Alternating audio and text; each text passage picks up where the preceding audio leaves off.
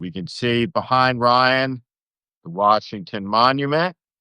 No, that's not. It's It's not? it's not. That's funny that it looks like that. It's actually just a church in upper northwest. But that's Wow. funny. I should have just let it go. Optical illusion, Ryan. I should have just let it go. Yeah, it does look like it does kind of look like yeah. But no fake news here on No, the man, yeah. morning tellers when the two get together. How are you, Ryan? I'm doing well. Tell me, lots happened since we last did this. We took last week off. Let me just adjust something here. And while we let the crowd build a little bit, what have you been up to? Did you get out of town? Again, I was up in one of the great corners of the country, the White Mountains of New Hampshire. Beautiful. And if anybody on has been to New Hampshire, New Hampshire has some of the great kitsch attractions in the United States. And one of those places is Clark's Trading Post. And you've either been to Clark's Trading Post or you haven't. You've either had that experience or have not. But you have the trained bears, the black bears that have been raised at Clark since the 1940s. Hmm. The Chinese acrobats that come every summer, and then a steam engine ride into the woods where you encounter the infamous Wolfman, which could be a question for any aspirant from the U.S. Senate who wants to go to New Hampshire and win the primary. Is do they know who the Wolfman is? And if they don't, then they will not truly be in touch with New Hampshire. That is for sure. We've lost your image there. Says Ryan's internet connection is You there unstable. for? It's back. I'm back. Sorry about that. But no, it's a beautiful part of the country. I love New So Hampshire. that's your top trick question for someone who Eh, who's the Wolf Man? need- I would not have been able to answer that. Um, what speaking of New Hampshire, Steve, do you think New Hampshire is likely to New Hampshire and Iowa are likely to reclaim the importance that they had on the Democratic side, and South Carolina will move back to the old position? Have you been following that at I all? don't. I think Iowa and New Hampshire are very different categories, and this is a really important issue. I think for Democrats to understand uh, the abomination of 2024 and what happened, and this has to get set right. And I was going to talk about this for a couple minutes because we got to get into concentration camp in Florida, the Human Rights Watch report that details the detainee abuses. We got migrants shackled down there being forced to eat like animals, bent over, sleeping on cold concrete floors, no medicine, overflowing toilets, uh, absolutely unacceptable conditions that violate American obligations to all manner of international treaty conventions to which we're signatory of, and in many cases, the author of. So truly, truly terrible stuff. But as the crowd builds, New Hampshire goes first as a primary state for a very simple reason. It was the first state that had a primary. They gave voters a choice that said you should decide with a vote, um, at least register, in addition to what goes on in the back room.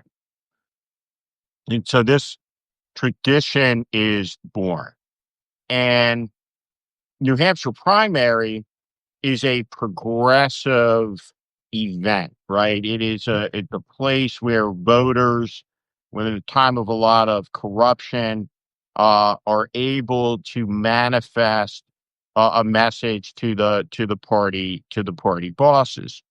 And New Hampshire is the only state that has a state law that says we go first. And so what the Democratic National Committee did in 2024, in the name of defending the rule of law from the threat of Trump to democracy, demanded the state of New Hampshire break its law in the interest of Joe Biden, not in the interest of democracy, because it was always a tough state for Biden. And James Clyburn said, well, there's no black people in New Hampshire You were as, racist if you didn't as, a, support as it. a percentage of the population. So it was racist if the New Hampshire primary took place because there's no black voters. So, okay. Why aren't there black people in New Hampshire in a significant percentage of the population, like Clyburn mentions, which is true? The answer is twofold. One, there was never slavery in New Hampshire. And two, there was never industry in New Hampshire. So during the early part of the 20th century, you had a couple of things happening. You had mass immigration and you had mass internal migration of Black Americans fleeing the apartheid South for the North, for the industrializing American cities. And New Hampshire really never was, outside of Manchester, outside of the mills, really a industrialized area. However,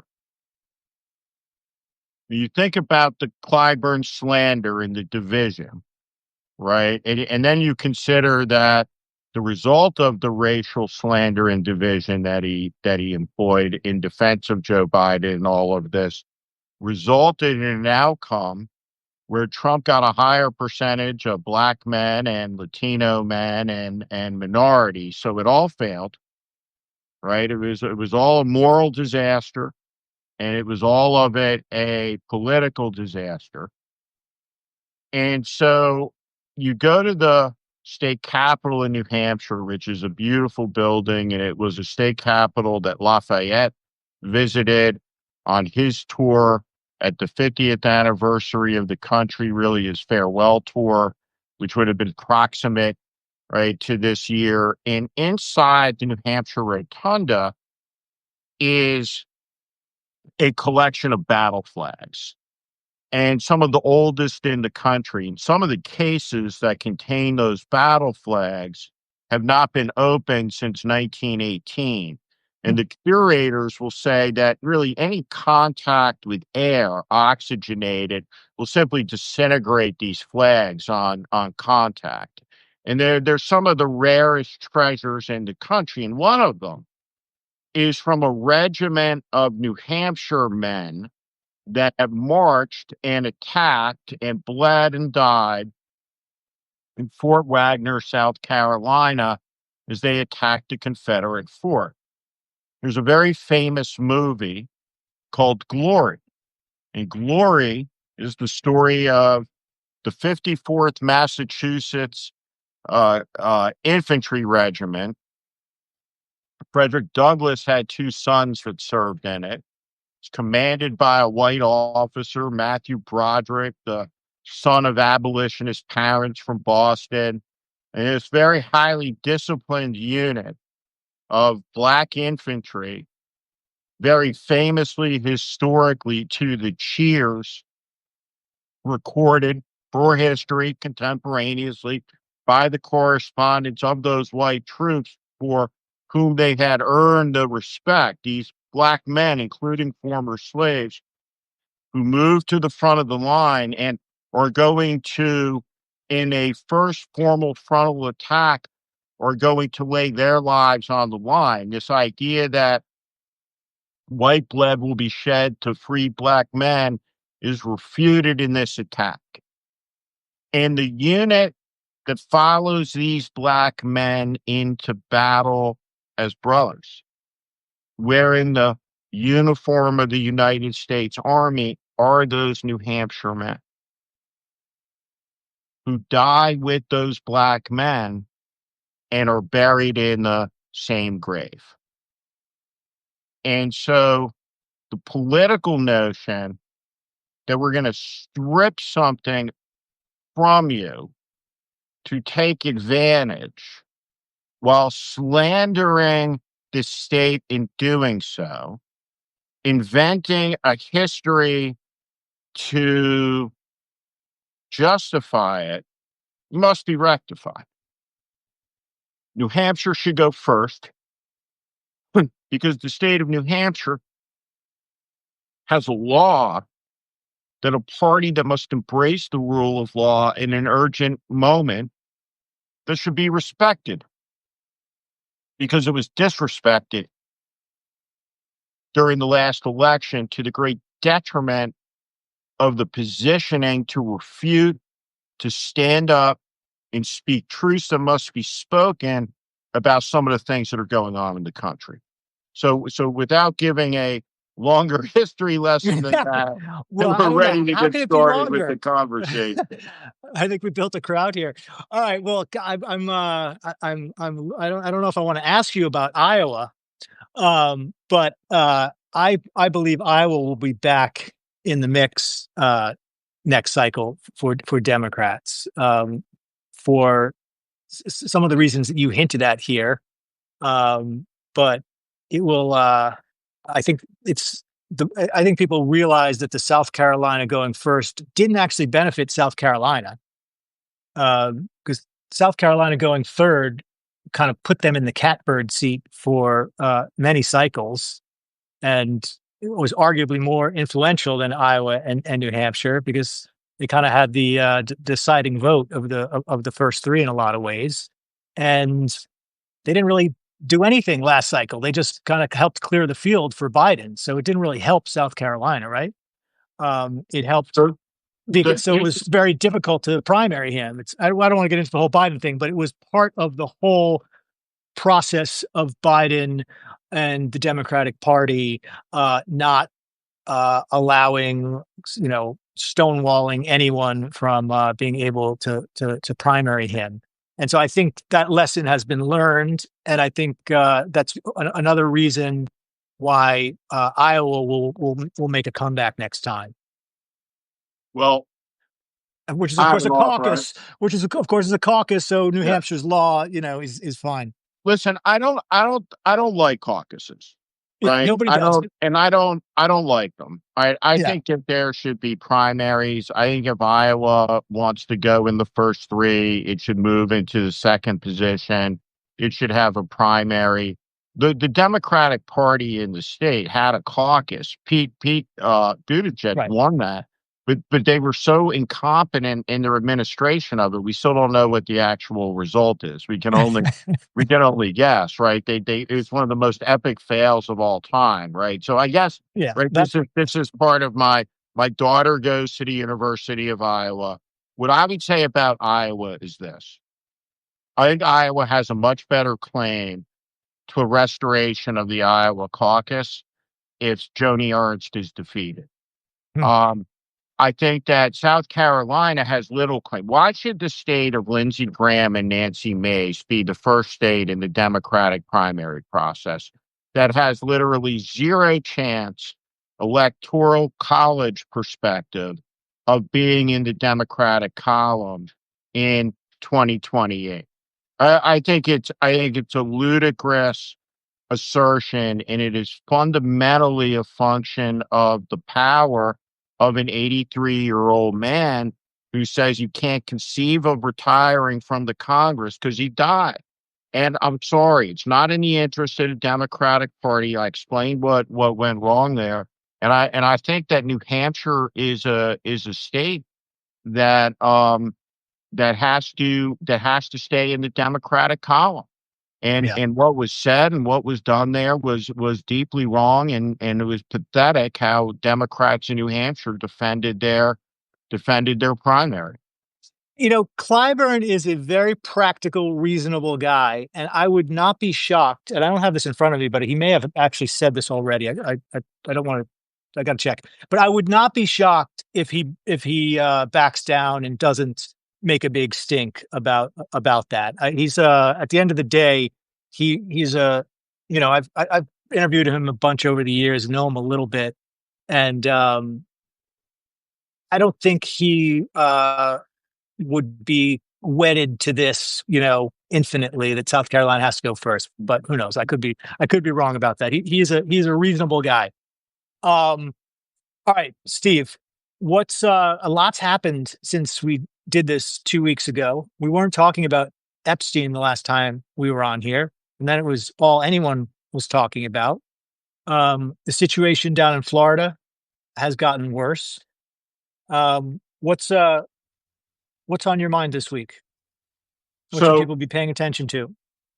one of the first things that I want people to pay attention to, if you are not following the Substack of William Barber, Bishop William Barber, Jonathan Wilson Hartgrove, I urge you to subscribe to it. Today is another Moral Monday, and there are protests, many of them clergy led, that are taking place around state capitals all over the country.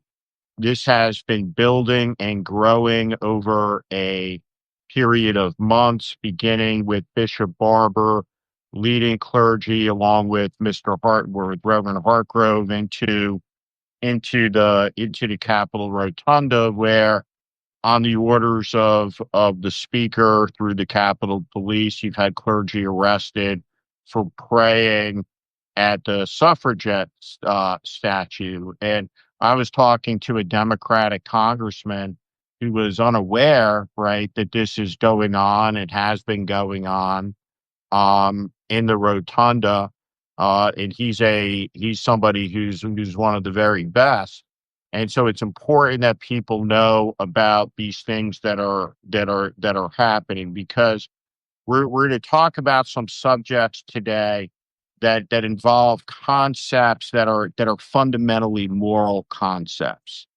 And sometimes when we talk about moral concepts, because there's so much hypocrisy, you think about Pastor Paula, and you think about Jerry Falwell, and you think about all of the people who have distorted and twisted faith into businesses and have turned off so many Americans. And what we have to appreciate is that the founders of the country, um, at the very beginning, viewed as a moral proposition built on centuries of evolution of thought about the rights of a human being, right? That a human being, right, was divine, and that there were self-evident truths about humanity, and that those truths included, from an American perspective, at this shattering epochal moment in history where we separate from Great Britain, that they include the pursuit of life and liberty and happiness. And so there are American values in our civilization about freedom and liberty. And there's a great hypocrisy that is embedded in the country, but there is no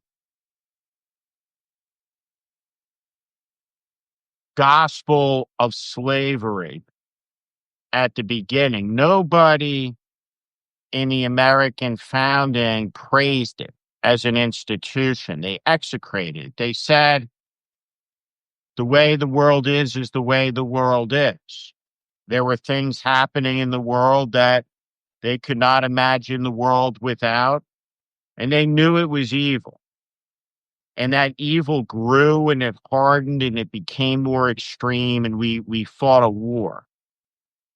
And then there was apartheid for 100 years, and we have a civil rights movement. And under the 50-star American flag, we reach a point where not only is there an election of a black president, but there's a fundamental understanding that these ideas, these values, these rights fundamentally mean for all people.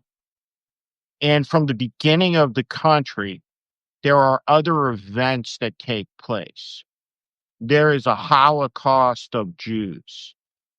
There is a war which kills 80 million people that is built on a foundation of lies and racial hatred, and a a a foundation of animus that builds up and explodes into humanity's deadliest event. And all of the learnings, all of the lessons, all of the foundations of the country now in this moment, we have to be able to see them clearly and isolate directly the reality that at this moment in private prisons, in ICE prisons, there are human beings being tortured, being malnourished, being mistreated under an American flag flying overhead. It harkens to the worst abuses of the American Indian in the 19th century, to the Japanese American in the 20th century, to the African American when they had no rights. It is shameful. It is unacceptable. And there are many people who will say the election is about affordability. The election is not about affordability. The election is about these things. And these fundamental American values that represent an imperfect country, but are perfect in themselves, have to find a voice through an imperfect vessel, which is the Democratic Party in this next election. Because we cannot live in a country of masked men who are lawless, locking people away in camps, while hate spews forth from the lips of top government officials from the White House lawn, while the economy craters, the public lands are sold off, and corrupt deals are made. This is fascism, ladies and gentlemen. And it is like a weed that is rooting, and we have to pull it up before it roots very deep. Steve, how are the Democrats doing on this so far? There's this undercurrent of concern that this just plays in, and I'm not endorsing this, but I'm telling you the conversations among Democrats that this just plays into Trump's hands. That prison conditions not a winning issue. There have been, the prisons in America have been a disaster for decades. And to push back against what you said, that it is still about inflation and healthcare and rising health costs. And that as depressing as this may be, that unless you have someone in your family that's in that prison, it's not an issue that Americans who are going to decide this election care about. I repeat, this is not an argument I am endorsing. This is not something I believe, but there is this argument that Democratic strategists, who are no geniuses, you and I know, that Trump has targeted specifically populations that are extraordinarily difficult to defend in American politics, and that turning this into the issue might be a mistake. What if you were working for one of these House Democrats in a tough race who's being told that? I had a conversation recently, uh, spent some time with a person I think is one of the very, very, very best of a next rising generation of Democratic leaders. And that person says, well, I just got off a call where all the pollsters were on, and they said the issue was affordability. And I don't think the issue is affordability. It doesn't seem right to me. Do you think it's affordability? And I said, it is not. And by the way, affordability is not a word that's used in the American English lexicon outside of a small cohort of Americans who work for the Democratic National Committee with public opinion survey contracts. And so there's a lot to your question, and I want to get into all of it. The first part of it is, right, your observation, which is correct, that if you do a poll and you say rank Trump on these issues, though he is collapsing in all issues, the issue on which he is strongest on remains compared to all of those other issues is immigration. And the Democratic orthodoxy is that no matter what, we must always attack, no matter what, at the weakest issue point, regardless if there's a moral weight to that issue or not. They reject utterly the idea, which I disagreed with, I can disprove is utterly fatuous, which is that, which is they do not accept what I believe deeply, which is message drives numbers.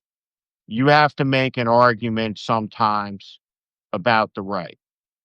Number two, Democrats will then go test ads, and they'll say that, well, we dial to 200 people and they turn the dial if they like the ad and the line goes up, and we turn the dial if we don't Yeah, like it and the line goes down. And the dial says, and say, how you imagine if you made a movie like that? Now, the Democratic dials produce the same 75 words, right, in the same version of 8 different ads, and it's all pablum.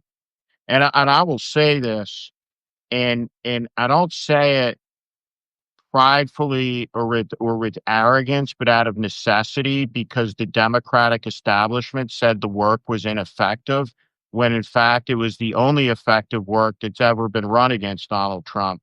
And that's when I was in charge of the Lincoln Project in 2020. Right, the campaign the Lincoln Project ran in 2020 had $1 billion worth of impact in the culture, and it crushed Donald Trump. And what was said about Donald Trump did not involve a single poll or a single focus group. It was conviction, and it resonated. And the dummies of the Democratic Party around Chuck Schumer actually went to insider DC publications and said, we did a poll that said these ads were ineffective, though millions and millions and millions of people were responding to the ads. He said they're ineffective because those ads were a threat to the status quo of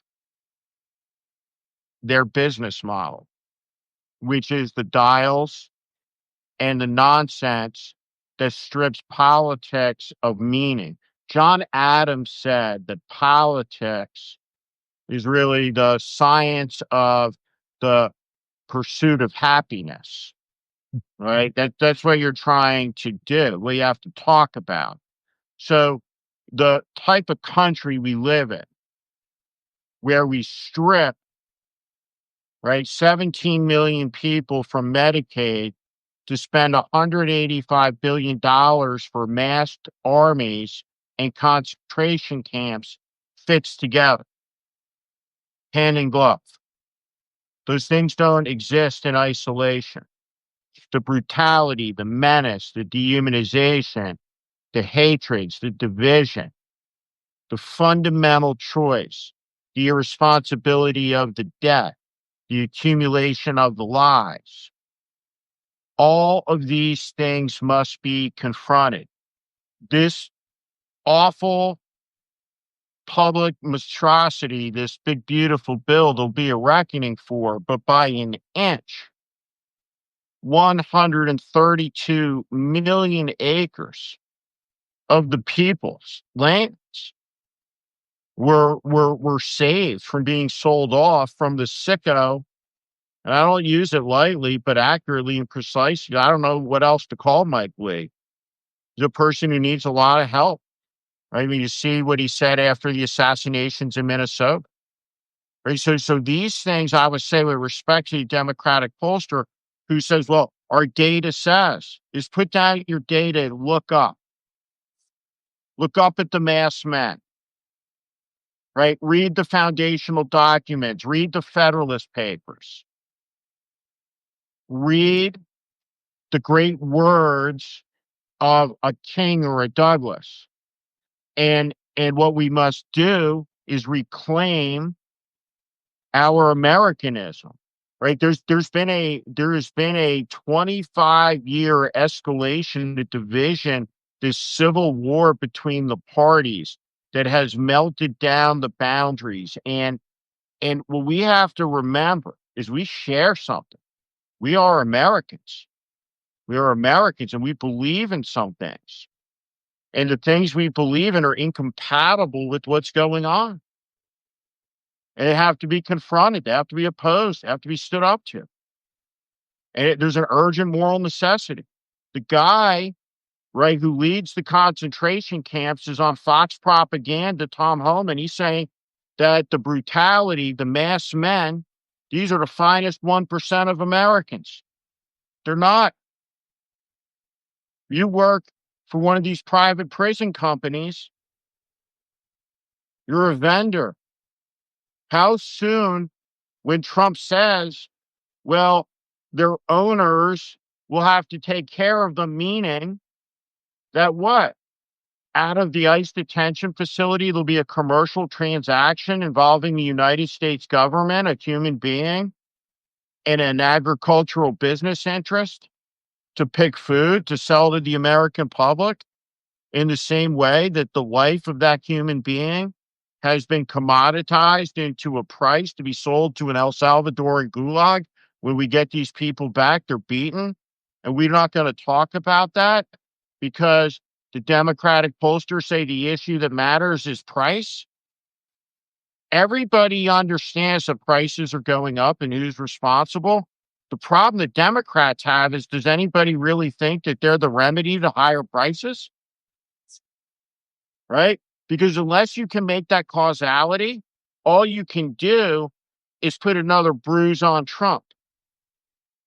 And so what you have to have in this election is a clarifying question.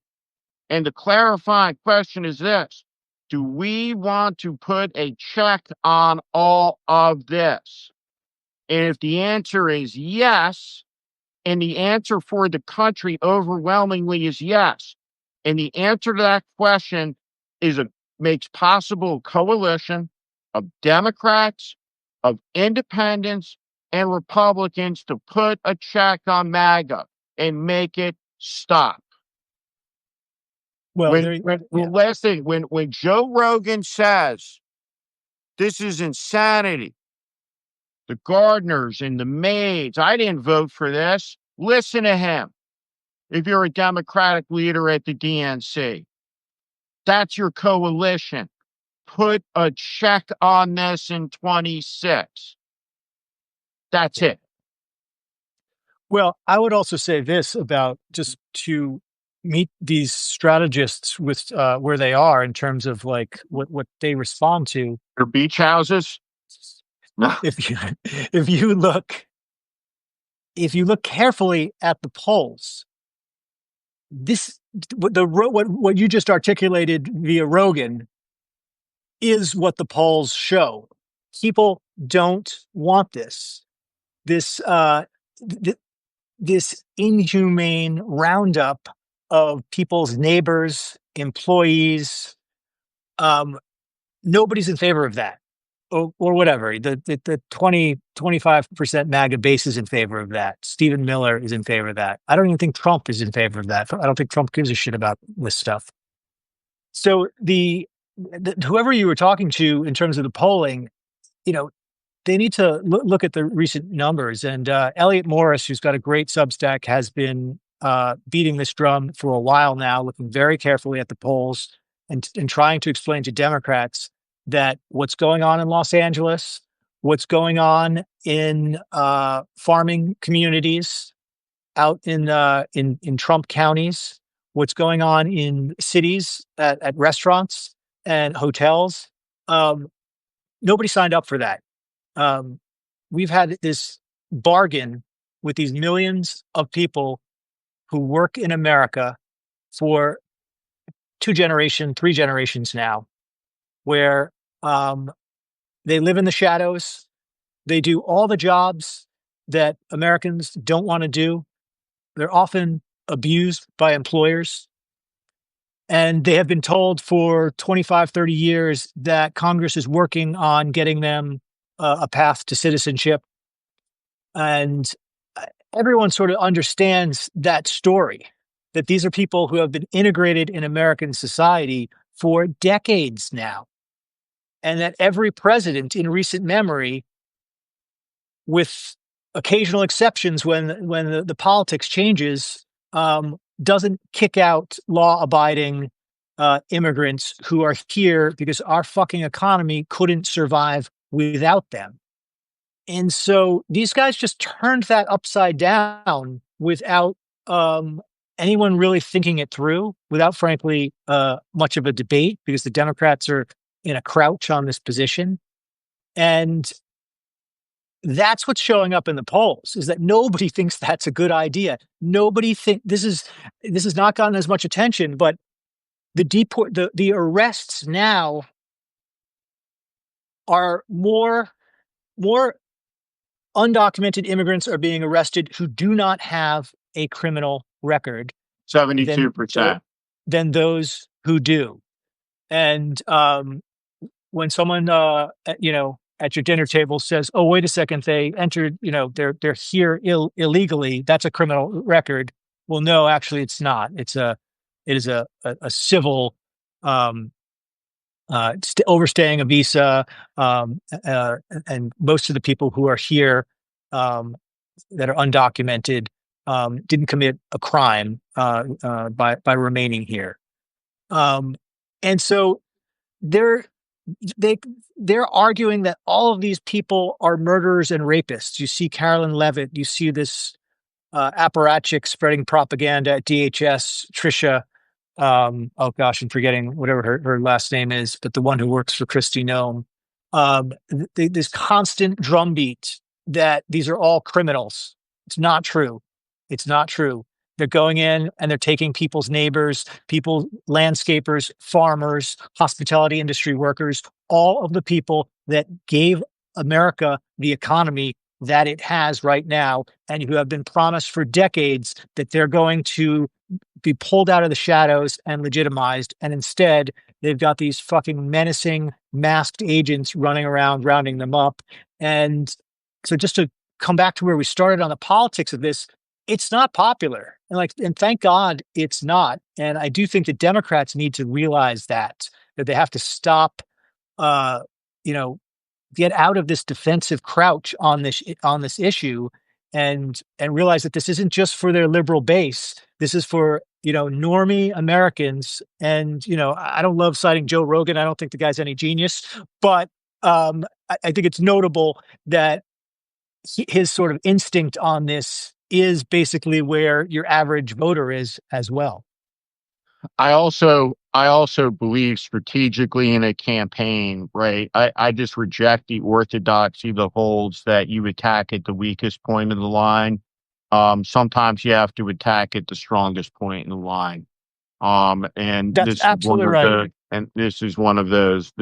those cases. Absolutely. Bush used to do that. George W. Bush, that was always a Karl Rove philosophy, is don't shy away from those strong points. Go right at it. Um, I have to, Steve. I don't know if you followed this, but one issue I want to bring up before we go, if we're finished on immigration here, Yeah. is Tulsi Gabbard and what happened on Friday. Did you follow this closely? This intelligence insanity that they put out to try and change the subject from Epstein. So I read the Matt Taibbi Oh, reporting on this, and um Taibbi got it completely wrong. I just and so I'm I, not sure that I could let me articulate to you in English sentences let me explain. whatsoever, like what the issue is. So I'm Let me happy you brought uh, this up. let me explain because I've I know Taibbi is kind of controversial. I've always been more pro Taibbi than anti Taibbi in general. I I like I like his independence. I like his approach. Yeah, But he's like a really smart guy. And he's independent. He writes like deeply about like a lot of like so like yeah, I don't he know just how he, to. he's so he's so wrong on this that I just I don't know what's going on with him. And it's to me, this is one of the crazier things that the Trump administration has done. And maybe it's a big nothing burger. Maybe nobody will care. But what they are setting up here, the road they're going down is scary and could lead to something quite serious, which is, criminal going after Obama officials criminally for alleged. Well, I don't even know what they would allege. This is the issue they'd have with any kind of criminal prosecution. But let me just lay it out. So Tulsi Gabbard on Friday alleges that she's got some big breaking news. She puts out a press release and she says that officials at the highest level of our government in 2000 engaged in a treasonous conspiracy in 2016. It's pretty serious. I spent hours reading all the documents they put out. This is all related to Russia. Okay. And this is the second Trump intelligence agency report that they have put out where the underlying information tells a story of boring bureaucrats doing their best, literally no smoking gun if you read every word of it.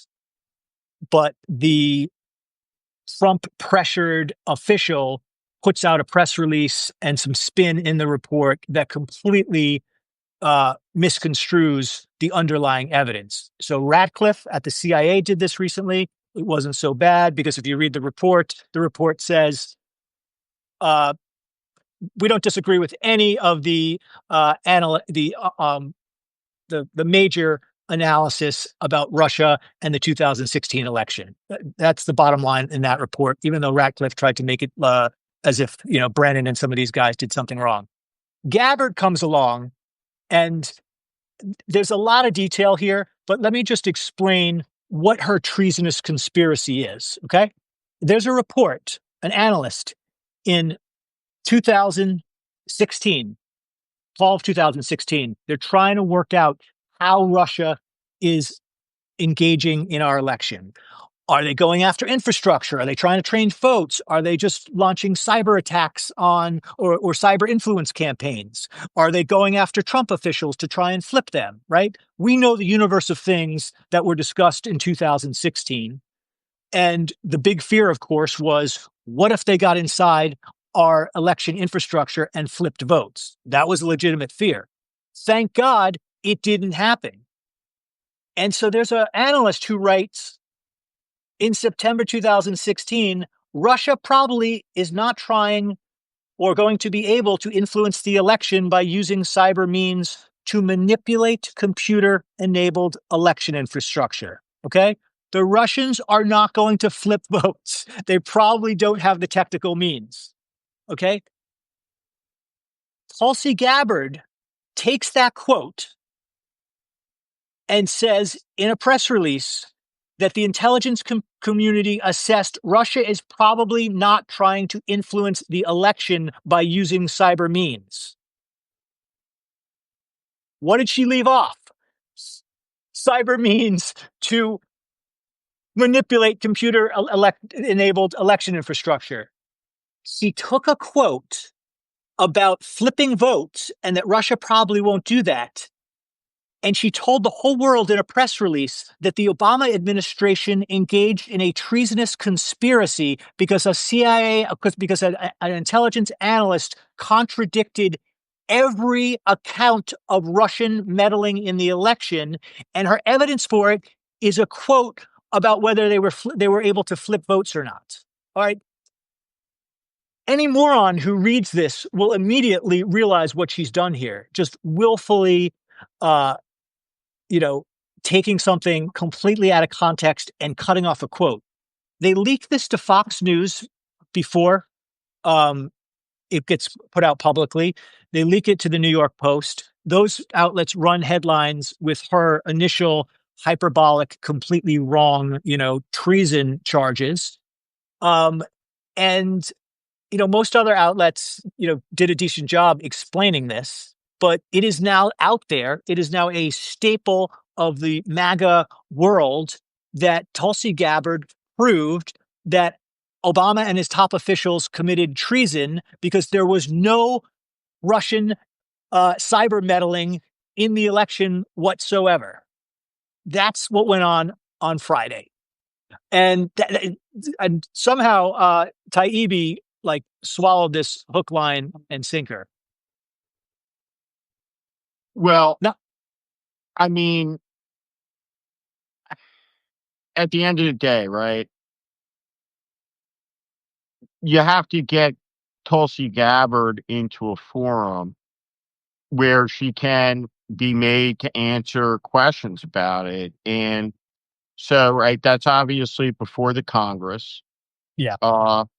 Jim Himes is very, very good, but I do wonder Well, if and some of Himes was very good on this. Obviously, he put out several statements, did some interviews where he explained, more cogently than I did exactly what was going on here. And so did Mark Warner. Because remember, Mark Warner was one of the signatories of the Senate report that completely contradicts what Gabbard put out. And who else was a signatory of that report? Marco Rubio.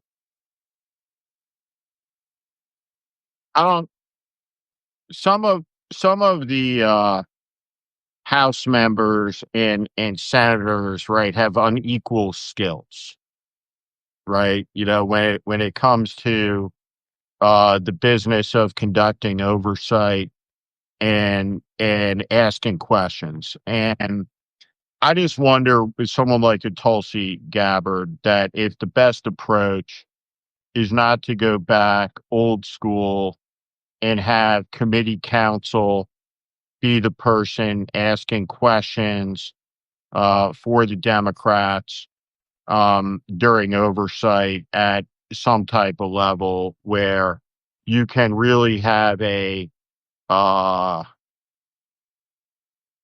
interrogatory strategy that's aimed at unraveling her, right, in public view, because it's entirely possible to do. It's all incoherent. I mean, listen, Tulsi Gabbard, I don't know in front of me how many Democratic votes she got at confirmation, but um, Yeah, yeah, she was controversial. That's a good question. this is a person who, has a past checkered history as being a member of cults and, just couldn't have been a more, unqualified candidate nominee to be the national intelligence director. So she's acting as crazy as that her worst critics imagined her to ask. And there's just going to be so much cleanup that has to take place in all these three-letter agencies after 4 years are going to be so deeply corrupted, by the imbeciles running them that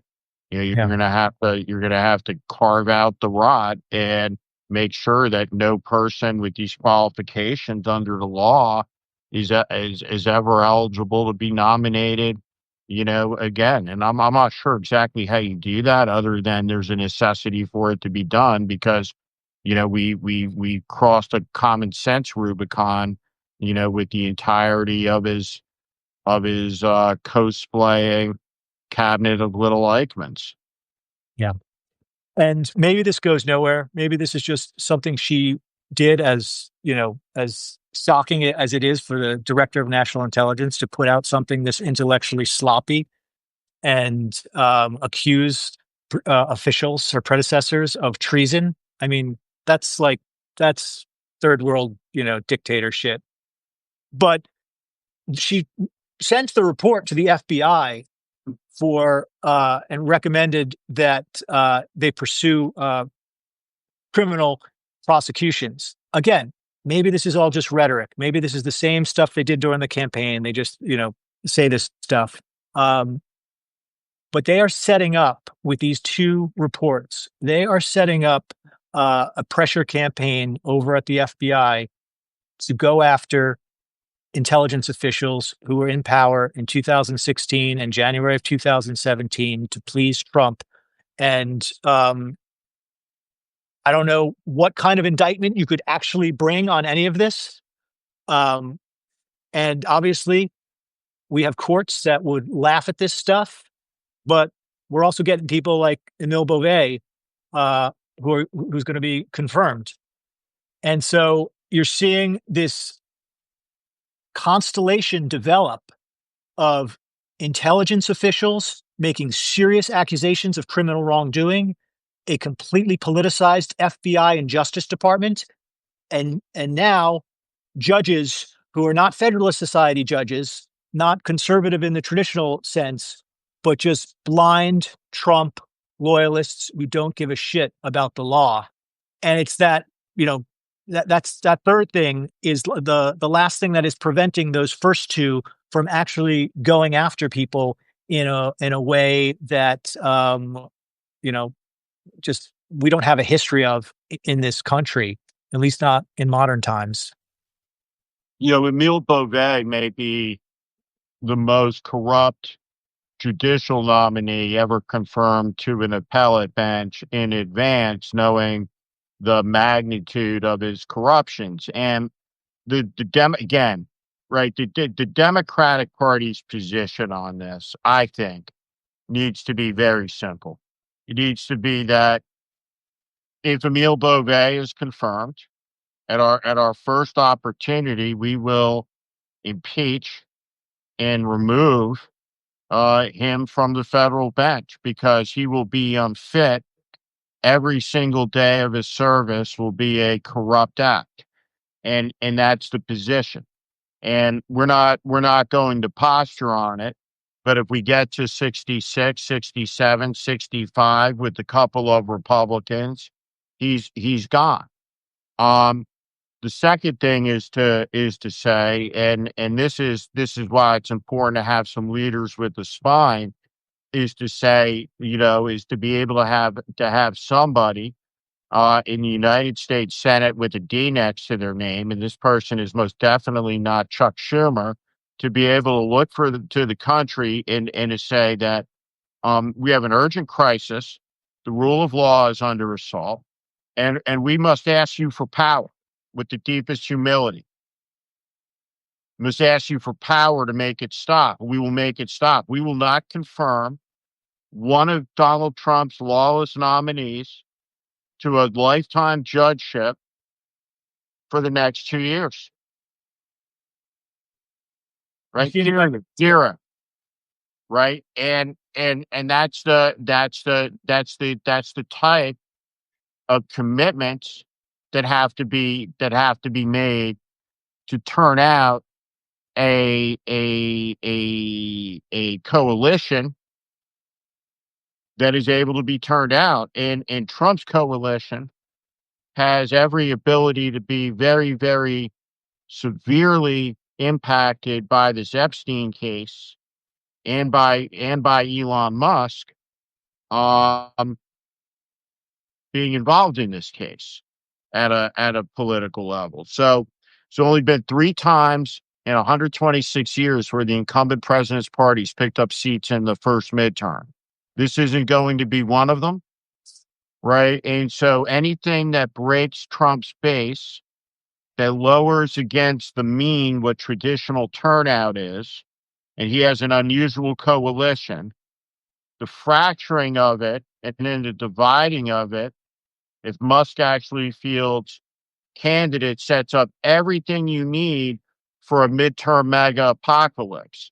The single factor that makes that mega apocalypse less likely is the insistence, right, that Democrats impose on all of us that it's Schumer or else, right? Which is why the Biden thing matters, because there's no lesson learned. If there's a lesson learned, Chuck Schumer would be worried about his reelection with New York voters and wouldn't be a plague on everyone in the country as the leader of the Democratic minority in the U.S. Senate, which he does a terrible job at because he's feckless and ineffectual and weak and out of touch. What do you really think of Chuck Schumer? He's an honorable man, but like he's an honorable man who was first elected to office when I was 5 years old in 1975. And he lives in a cloistered terrarium. He lives on the Acela or on the shuttle, and he goes between Brooklyn and the Senate and the Senate dining room and the Senate gym. That's where he goes. That's his world. You And it's think he's very that? narrow and it's very constricted. And this moment is not about, oh, is it a victory? I got a text from one of the Democratic committees, and it was like a heroic picture of Hakeem Jeffries. And it was like, Hakeem Jeffries, the leader America deserves. And I was just like, I like Hakeem Jeffries, but like it pissed me off. Because they're using their fundraising just to hype up I this one I person. it is a time to show, not tell. It's not a time for, oh, can we make Chuck the majority leader? The Right. issues are much bigger than a Yeah. person, their ambitions, right? Some 80-year-old wanting to hold on to power. We have arrived at an urgent matter, at a urgent moment with urgent matters, right? In the history of the country. And we have to talk about them in the context of a new era with new ideas, with honesty. And the start is to make the biggest gains possible in these midterm elections with the biggest repudiation. And the biggest repudiation comes from candidates in the House and Senate saying, I will not stand by the present leadership, specifically in the Senate. We will be fighting Democrats We will be Reform Democrats. We will be American Democrats. We will be the voices and the idea shapers of the future. Right. And that's what this has to be now. All right. It's 1:00, Steve. It's a good place to end today. Ryan. Missed you last week, and looking forward to it next Monday. Have a great week. Yeah, man. Bye-bye. Take care.